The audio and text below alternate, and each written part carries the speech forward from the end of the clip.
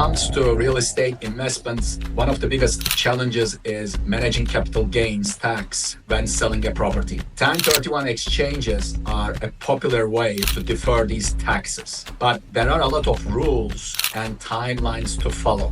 Without knowing it, you may go through with a disqualified exchange.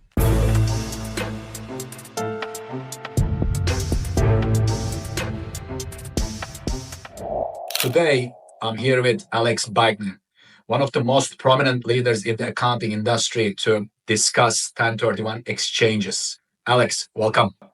Thanks, Arda. Thanks for having me back on your podcast. Looking forward to this. Perhaps before we get started, you can tell us a little more about yourself and the firm you run. Gladly. So I'm the president of a firm called ICS Tax, which is a specialty tax consulting firm. So we're not an accounting firm. We don't do tax returns. We don't do financial audits. We focus solely on specialty tax planning ideas that are typically outside the expertise of an accounting firm. So we do a lot with cost segregation studies. We do a lot with energy efficiency. Yeah, so a 1031 exchange, 1031 relates to Internal Revenue Code section 1031. It's also referred to as a like-kind exchange, and it's a tax planning strategy for investors wishing to defer paying capital gains on taxes on investment properties when it's sold. And I've got a great story that I can explain that explains how it works. Yep, let's do that.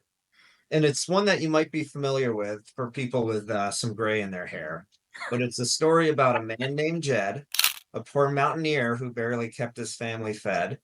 And then one day he was shooting at some food, and out from the ground came a bubbling crude. Oil, that is. So Jed became a millionaire. And even though Jed was a simple man, he had the smarts to call a tax consultant because all of a sudden his farm has become very valuable because of the oil rights on it, and he wanted to sell it off and move to California.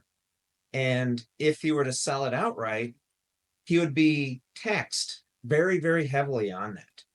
So what he could do is sell his farm for another type of investment property. He could buy a mansion in Beverly Hills and use it as a short-term rental. He could buy a Hollywood movie studio where movie stars could make their movies. If he were to take that money and reinvest it into another building, it's a non-taxable event for him. The purpose is, to put it another way, let's say you have a factory and you buy a building for that factory and you're manufacturing and the factory is very successful, and you outgrow the space, and you as the owner of the factory, you might be very hesitant to sell it because you're going to get taxed on it. And what the IRS and our legislators want to prohibit, what they want to do is to prevent that situation where someone feels like they're going to be stuck in a building or own a property that doesn't really fit their needs because of tax reasons. And if the seller of the factory, if they buy another factory that better suits their name, their business, and they go through the like-kind exchange process, then they're going to defer the taxes on that. So again, it's to help investors and other taxpayers defer gains so they can exchange properties to better suit their needs. That was very helpful. Let's simplify this a little bit more, right? Sure. What qualifies as like-kind property? If you could address that for me. Sure. So we're only talking about real property right now. It used to be that you could do a like-kind exchange on personal property. It could be like construction equipment or something like that. But now it's limited to just real property. So it could be a building, it could be land, and the property, it doesn't need to be of the same quality or the same character. So certainly you can exchange an apartment building for another apartment building, but you can also exchange an apartment building for an undeveloped piece of land and have that fit within the 1031 like kind exchange parameters. Very interesting. My next question, how do I qualify for a 1031 exchange? What type of properties can I use? And any restrictions on the type of properties that can be exchanged? Yeah, again, it needs to be real property, but it could be for anything. Going back to my Jed Clampett example, you can swap a farm for um, an investment property or a hotel or um, any sort of real property, any sort of building, and that would qualify for the 1031 exchange. There's certain limitations, though. For example, you can't use your primary residence. So let's say you've been living in your house for 15 years and the house is appreciated, and you want to defer taxes on that and buy another house. That doesn't apply. It only applies to investment properties. That makes sense. Are there any deadlines that we need to be aware of? Yeah, and it's not something that can be done retroactively. And if you're thinking about doing a 1031 exchange, you would want to talk with a tax professional, a tax consultant, and make sure that you go through the process properly. So an investor, they have 45 days from the sale of the original property to identify a potential replacement property. So if you have your first factory, you sell it, you need to find your new factory within 45 days. And then from there, you've got 180 days to close on that new property.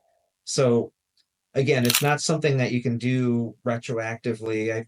I had someone call me very recently about an investment property, and they had already sold it, and then they heard about the like kind exchange rules, and unfortunately for them, it was too late for them. Mhm. So there's some important formalities that need to be observed for the 1031 to work. Understood. Can short-term rental properties, Airbnbs, qualify for a 1031 exchange?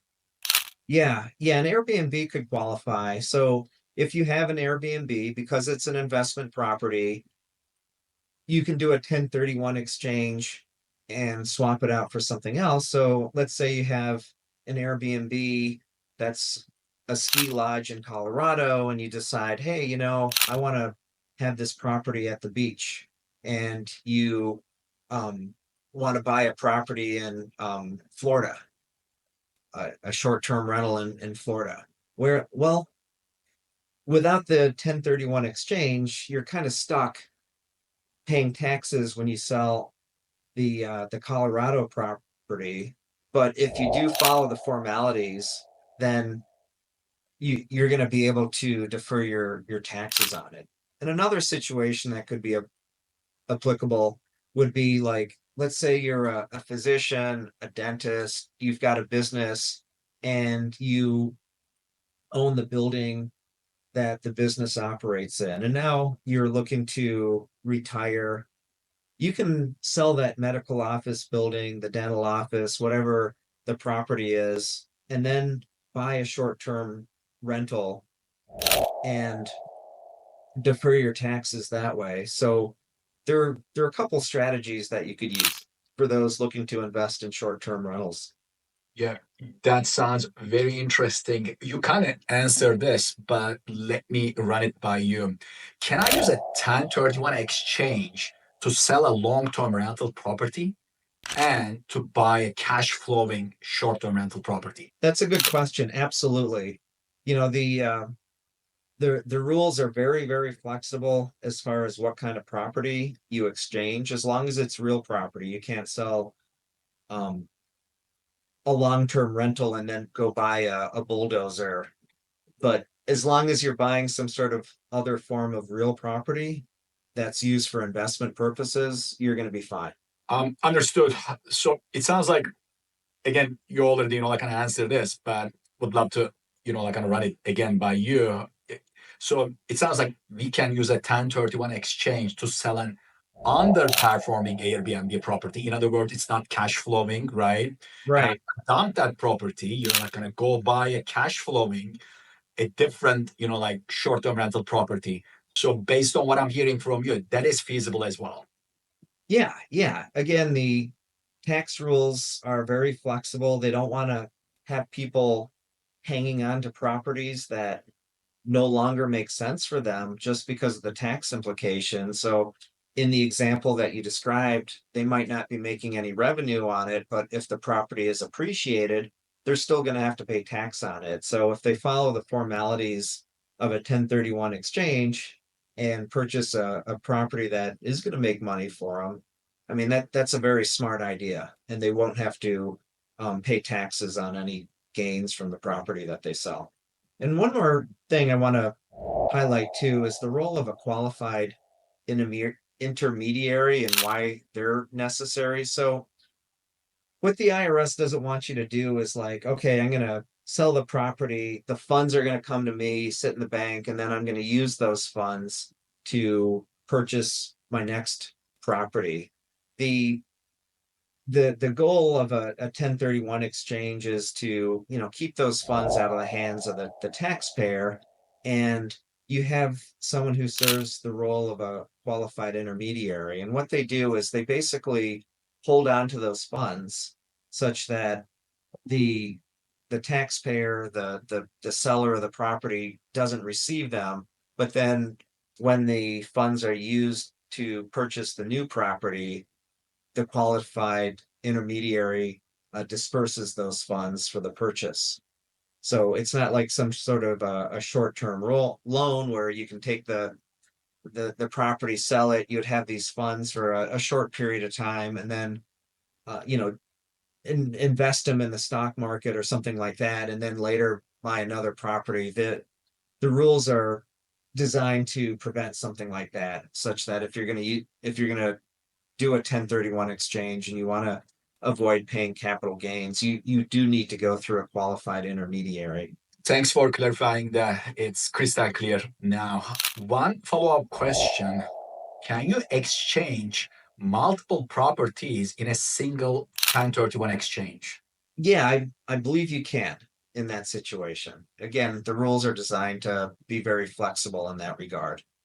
And what happens if the replacement property is of a lesser value than the relinquished property? Yeah, so in that situation, you would have boot on that. And the boot is going to be subject to capital gains. So let's say you have a building that you sell for $1 million, and the basis in the property is only, let's say, $500,000. You purchased it for $500,000. Now you sell it for $1 million, and then you go buy a new replacement property for $800,000.